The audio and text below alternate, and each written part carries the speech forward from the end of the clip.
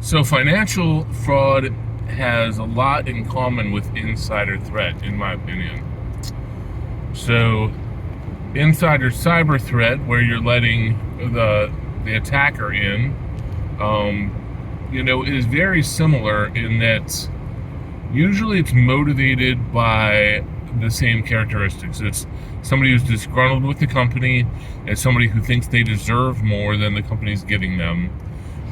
Something like that. They have opportunity, so it's usually an administrator of some kind, and they have a decent amount of access and rights, but also they may feel underpaid. They may be seeing layoffs and cutbacks going on, and they think that they're next.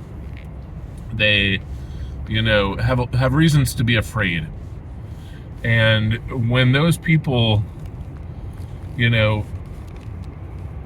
are looking at possibly getting laid off, a new boss, a toxic work culture, and constant inflation with wage stagnation, they may consider letting Lapsus or another threat actor into the network.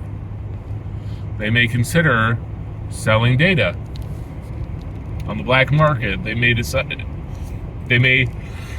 consider becoming a threat actor themselves and holding the business for ransom. There's a lot of ways that this can happen, but I believe you watch for it the same way you would watch for financial fraud, the same way you would watch for the bookkeeper stealing money. You need to put those same controls in place.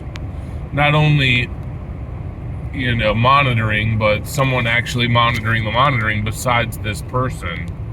Rotating duties, kind of mandatory vacation, separation of duties, things like that. Some way that it can be noticed.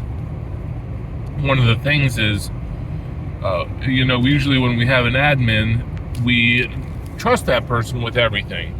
And a lot of small businesses have no option. It's like they have an IT manager, IT director that really does everything. Does everything from fixing printers to, making Outlook work, to fixing QuickBooks, to, making sure the server is updated and backed up. Like they're really responsible for everything. And so in a small business, that person has unlimited opportunity and rights. In a larger business, where there's a larger IT team, it's wise to put some of the same controls in that your financial fraud team would put in, so that you not only are monitoring access, so there's role-based access and least privileged everything, and zero trust as much as you can. But remember, these are administrators, so they're probably going to have God mode access to a lot of systems. They may be the ones with the God mode access to the zero trusts, ZTNA software, Zscaler or whatever access, for SSE or SASE. They may have access to the Fortinet, the Palo Alto, etc. So,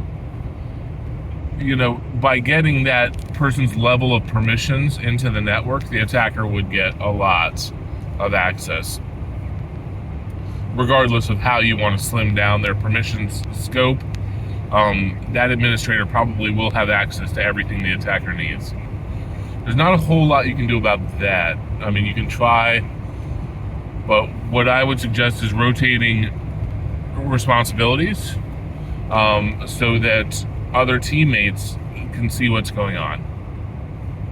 Monitor audit level logging on everything that all your admins do. And, that forced vacation idea, mandatory vacation to make somebody cover for you so that they might see what's going on. I know there's a lot of admins watching, and I've been there myself. I was, basically a sysadmin for like 20 years. Nobody wants their rights restricted. Nobody wants to feel like Big Brother's watching them. I understand. My advice to you admins is you be the ones to lead this charge.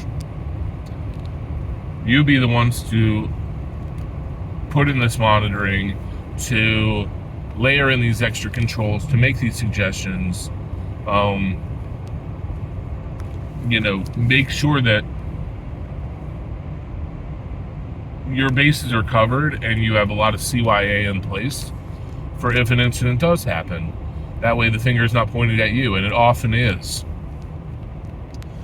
Layering in these controls, don't think that, someone's trying to take something away from you. You're still the damn IT administrator.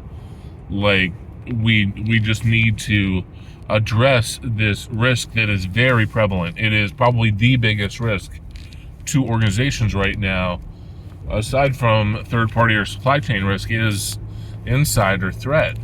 It's happened so many times this year with large organizations. It's almost a null argument arguing against it. So, embrace the controls, figure out what you can do to move that forward.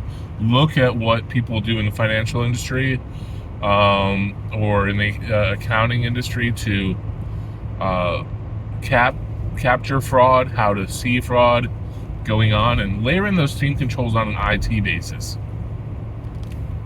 With those, with finance, it may be the same person can't do accounts receivable and accounts payable. With IT and cybersec, it should be, the same person shouldn't be doing, analytics, basically level 1 SOC, as is doing, IT management. You need to separate roles so that things can be visible across teams, and so that you just look shady if you're trying to hold all the roles. I know that companies kind of make that happen. I know that companies understaff all the time. I don't know any IT organization that's overstaffed right now.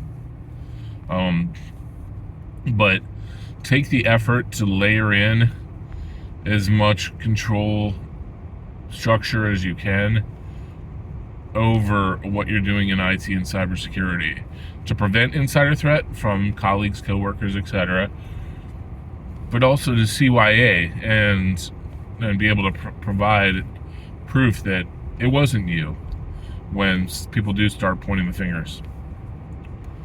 All right. Have a good day, everybody.